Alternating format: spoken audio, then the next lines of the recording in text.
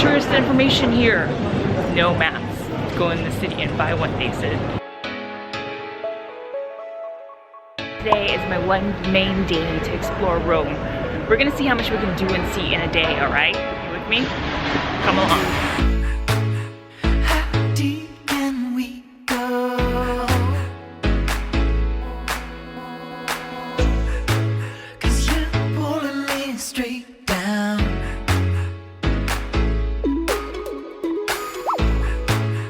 I'm used to all the pressure.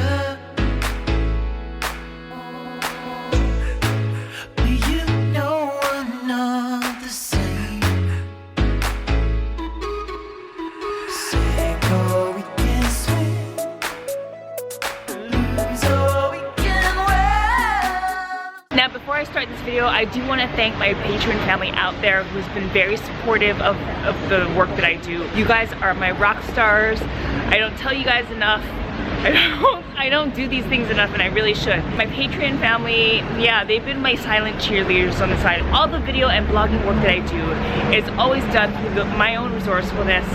Sometimes the help of sponsors, as well as viewing folks like yourself who believe in the work that I do and want to see me continue. Also, remember to check out my blog, GRRRLTRAVELER.com. I have a lot of written guides that kind of complement the videos that I do, that kind of offer a lot more detail. Cool beans. Let's get on. Let's get going. People have celebrated this right now. I'm not sure what the occasion is, and I'm assuming that maybe it's just kind of like a Christmas kind of thing. This city just has so much history that everything, all the architecture you see, the monuments, they all look like they're super important, and I'm pretty sure they must be in their own right. This is Via Dei Condotti. It is the street with all the designer and brand labels. If you wanted to come here and lose your money or spend it, well, you could do it here very easily on this street. Needless to say, I probably will not be shopping on this street. It's a well-known square because you have like all of these things converging. This fountain here is a popular one. It's actually crafted by Bernini and his son. And it happens to be right before the Via Dei Condotti.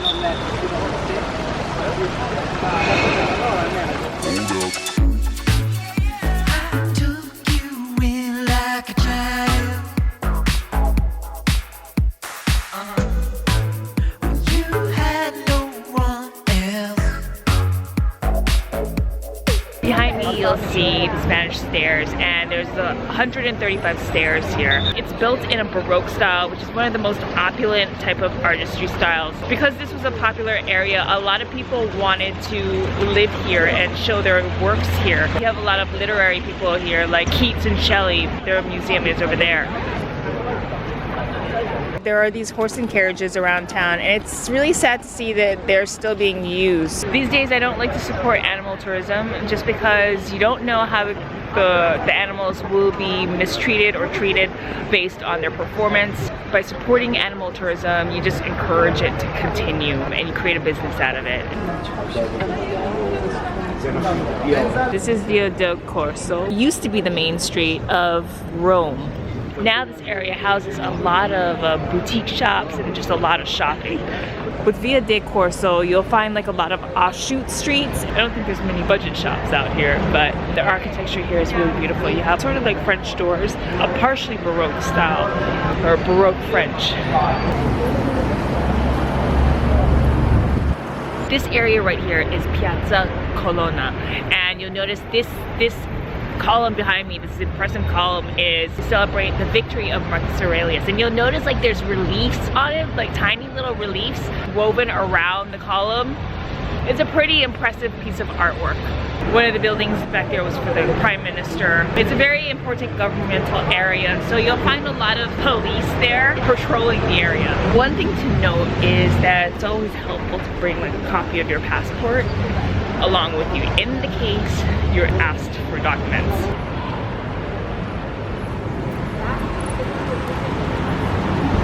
The Piazza di Pietra is what this square is. What's remarkable about Rome is that it's a very living city. You know, when you walk around town, you see like all these different types of architecture and art styles, and time has still moved on and still moving forward, and people are still working and living in this city. All these things converged with this old sense of history and antiquation. It's a very exciting city in that respect. Oh my God. It wasn't even 5 minutes that I've seen all these things, and already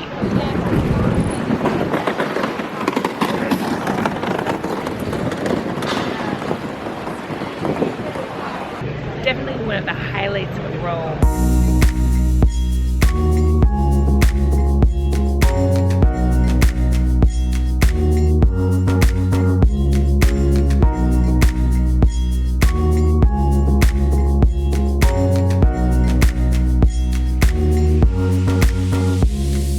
It's hard to imagine that this has survived over 2,000 years just because it still looks relatively fresh. The inside, I believe the artwork, the paintings, and some of the figures are Renaissance style, because you see color in the frescoes simply because that's when color was introduced. It is important to note that this is a temple, or it was a pagan temple way back when. This fountain is interesting. You can see kind of like Egyptian petroglyphs on it. That obelisk is, I think, one of my favorite architecture here so far. I am standing in Piazza di Navona, which is one of the most popular squares in Rome. They used to have like Olympic Games here way back when. Supposedly the ground that the square is on is actually raised. The actual Olympic ground was kind of like on sinking land, and so it kind of sunk lower. So right here we have like the square. Below it is the actual Olympic ground. Behind me is the Castel Sant'Angelo. This bridge is significant because it is the only bridge that was connecting Rome to the Vatican. At one point, the popes used to live in there, in that fortress, but now they've separated into a Vatican state, and this remains as a museum. What I love about walking this bridge is that you've just got a really great photo op, or you've got a great view of the river and Rome and a little bit of the Vatican state.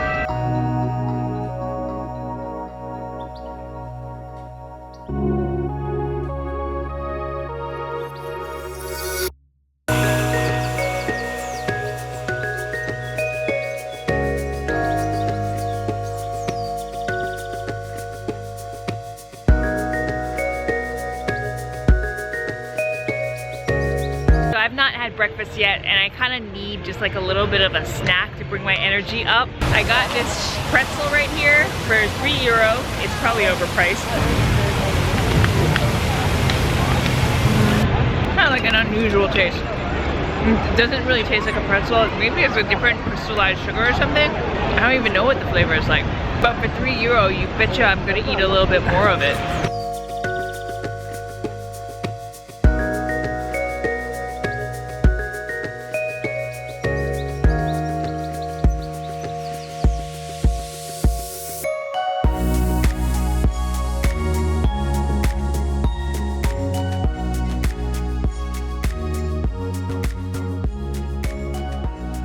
Right behind me is the Vatican. It is the smallest country in Europe. They have their own postal service. You can actually go right there to the post office, write a postcard to a friend or family stamped with the Vatican. You don't need to bring your passport in order to get in, but just know that it is another country that you're walking into. Now there are 3 ways that you can get into the Vatican.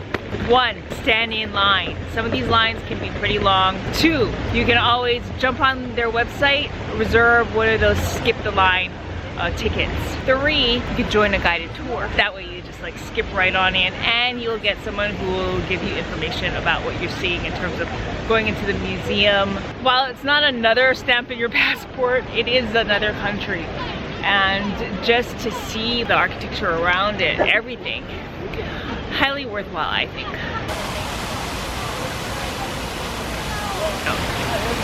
The lines don't look that long, and they're moving pretty quickly. see where, oh, the Pieta is here, Michelangelo's. Oh yeah, okay, so we'll just go in. And here we are, Michelangelo's Pieta.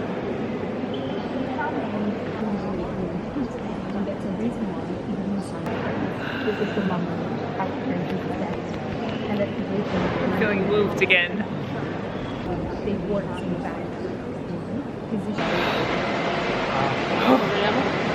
I felt so much more with that than I did the David. Now it's interesting to note that Michelangelo carved this when he was only 22, but you can see like the presence in it, there's like detail, and it's this whole evoking emotions of like pain and suffering, and yet at the same time grace. Okay, let's keep going.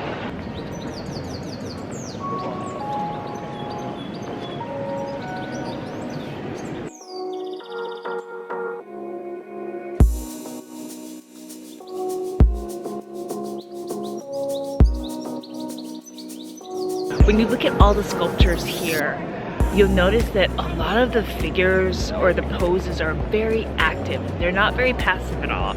A lot of them are like in motion, whether it's like something like feeling a wind or like the Holy Spirit blowing them away, or feeling in anguish or suffering.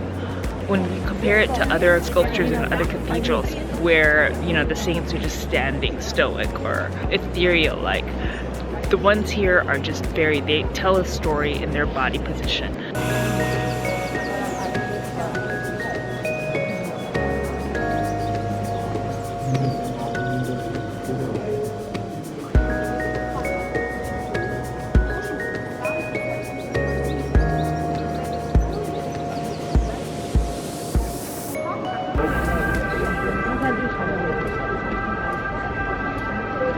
If you wanted a more aerial view of St. Peter's Square, then you go upstairs. There's like a dome. That one has an admission fee to it though. I am just starving. I didn't really have a breakfast. That little pretzel was not gonna tide me over. So I'm gonna look for lunch and hopefully rest my feet. Let's see. Ooh, they have tagliatelle with fungi. I'm here in like a little pizzeria. My new addiction is water with frizzante, or like fizzy water. In the United States, it tastes completely different. It just feels like sparkling water, and I'm not interested in it at all. But when it's here in Italy, I don't mind it. I actually prefer it.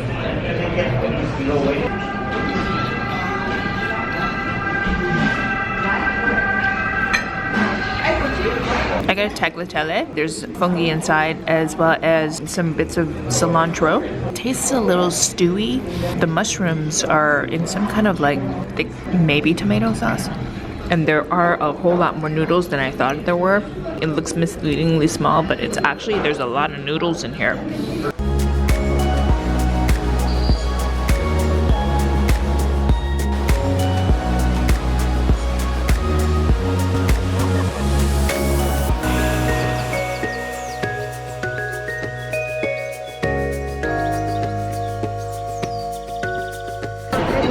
Wow, look at that crowd.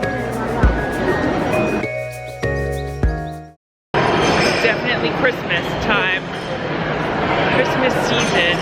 Feel the festivity in the air and in the decorations.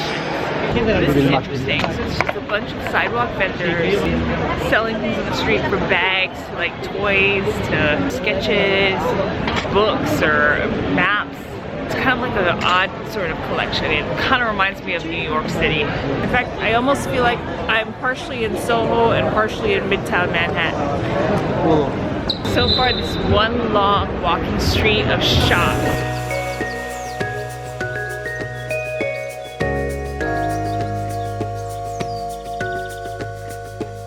I just crossed this huge intersection right here, and I feel very triumphant. However, I'm not sure how I'm gonna get back. Italians have no fear. They just kind of like walk through the traffic, and then the traffic just kind of stops for them.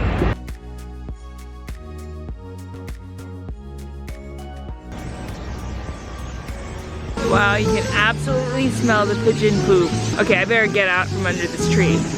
I just got crapped on.